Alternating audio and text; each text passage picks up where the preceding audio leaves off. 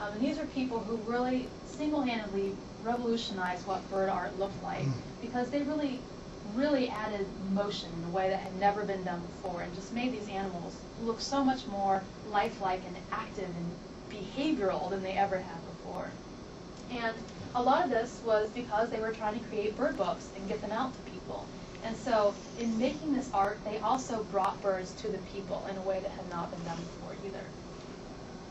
So here's an example of some of this pastoral art I was talking about. We have this lovely image of the fowl being driven through the countryside. This is a European image. Over here is an image from America. So we have a little different subject matter, but the same kind of nice, bucolic setting, happiness in the field. Then you have these dark colors of people in the city with their pet birds. And pet birds were often used as a symbol of being caged in. And you especially see these in association with women, because women were also at this period finally being understood as being somewhat caged in also by the social setting. So there were all these parallels being drawn. Kate Chopin's famous book, The Awakening, is another example of this sort of thing. So this is a kind of different use of birds than we've seen before. And then we have Audubon, and you can say so much about Audubon. And he wasn't the first. There were people that came before him, but he was the one who really kind of revolutionized things by adding all this behavioral stuff, because he really spent hundreds of hours out in the field watching these animals. And so he added all these elements to his drawings. So just the simple activity of the blue jays cracking into the eggs and doing this. These sorts of things wouldn't have been seen in art before.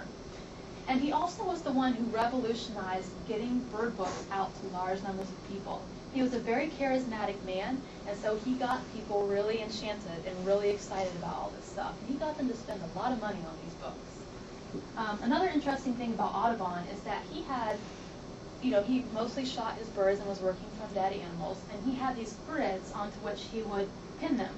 So he could pin them in whatever position he wanted. So, for instance, with the eagle, with his wing up like this, and he could just pin it in place and then have a corresponding grid on his paper and then paint it grid by, grid square by grid square, so it looked exactly like it looked on the grid. And so this is a new technique that wasn't really used too much before, as far as we know. A thing that's interesting to mention about these people too, Audubon and his contemporaries, is that they were kind of crazy. They were so obsessed with these birds that they spent tons of time away from their families. They spent their last penny on doing these things, and often they were very poor to begin with. Audubon was in fact so poor that he ate almost everything that he shot, because that was what he had to do to survive. That was his only source of food for long periods of time. Most of them died early, and if they did live into older age, they were very decrepit because they had gone blind from painting for so many hours. Their hands were gnarled up from holding the brushes. So these were people who were truly passionate about what they were doing. And luckily, I think that they did translate this into their artwork, and so we can really kind of capture that spirit in what we see today. Another great example of someone who kind of made a change to bird art around this time is Suagusti, who was really responsible for kind of changing the perspective of these paintings. And so he has these birds just, parallel with the viewer, so we're kind of sucked in and we're moving with them. He also is known for having the birds perched up on the branch with a lot of landscape, and you're up there with the bird on that branch looking down, so you really get a sense of what it would have been like to have been a bird. And he was never up in that tree, he was never flying around, but he had this amazing eye for recreating those scenes as though he was actually there. So this is another great time to take a little time out and talk about another interplay, which is communication. So this is the period in history when we really have this burgeoning middle class. And these people had education, they had time, they had money, and they had interest in developing hobbies. And you really couldn't do this before because everyone was out there working. So now they're able to kind of indulge in these interests. And that's why we have all these founding of societies and publications that are given between people. And we have people who kind of dabble in science, they kind of dabble in art, and then they communicate with each other. And that's why we have all these artistic, scientific things that kind of go hand in hand. We have scientists aboard vessels that go off to new places, and for the first time we have people who can actually document animals in the wild before they're killed, before they're brought back as captives. You have bird books that are involved in making a product that looks as beautiful as it is informative. And so for the first time, we really put science and art hand in hand and then get it out to a wide audience of people. It's not just your rich people who can afford this now. It's pretty much everyone who can get this information. And then once they get it, they become very excited about it. And so another thing is increasing the popularity and the accessibility of birds and of nature. And interestingly, even though Audubon, really is responsible for kind of revolutionizing the whole bird book scene, it's not until Peterson, almost 100 years later, that we finally get someone who makes it more accessible. So Audubon is known for having those animals each on a frame by themselves, doing some interesting behavior. Peterson puts a bunch of different species that could be construed as being similar on the same page, puts them all in the same orientation, and makes little arrows. And this seems like such a no-brainer, but it took 100 years for someone to come up with this. And so finally we have bird books that are really useful, not just as a visual stimulus, and these are definitely pieces of art, his drawings, but they also are very informative, and they allow people to go out in the wild. Also, their size is nice. We know Audubon's pictures were like this big. They came in these huge folios. So having a nice pocket-sized book probably didn't hurt. Of course, the accessibility in some cases was not great. We have the rise in fashion of wearing egrets and other birds on your hats, and other places in this, as we know, nearly drove some of these species extinct in some areas.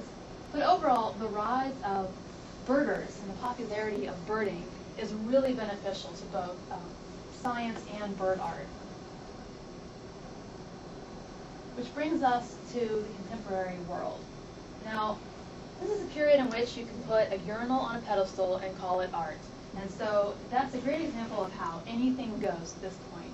And what's really interesting is that it's not just anything, it's also the stuff that we've already seen. So we have all these trends, all of these symbols, all these metaphors, all these styles that are re-emerging. They're reworked in some cases, but there are a lot of things that we've already seen in the past. And we also see this international influence, which is why I wanted to introduce that Eastern art before, because we do have a lot of that kind of capturing the essence involvement now that we didn't have so much before. So we do have a lot of bird artists that are interested in kind of continuing some of the traditions of the past. So showing the habitat, showing the bird, fitting in with the habitat. I love this picture on the top right because it's a very Asian, I think, inspired kind of influence, but it's actually a European artist. He's from Scandinavia. On the bottom, this is also a piece of bird art. She is a renowned bird artist. Oh, hey. Oh, I had a little circle. It's not working. Right here is the bird.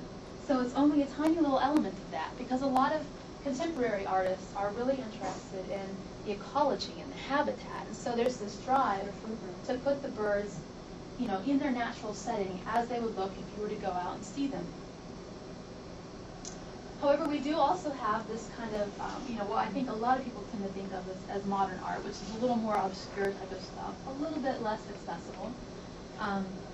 So Paul Klee's piece, I still really don't understand exactly what's going on here, except that it does have to do something with being bound and being forced to do something that doesn't really make you happy, which is a very modern theme if ever I heard one. The top right is a picture that was actually a memoriam to people who have died of AIDS. And so here we do see these symbols and metaphors being used a lot more again, but in a very different way. This is trying to create some public sympathy for a cause and trying to educate people, which is something we haven't seen so much of before.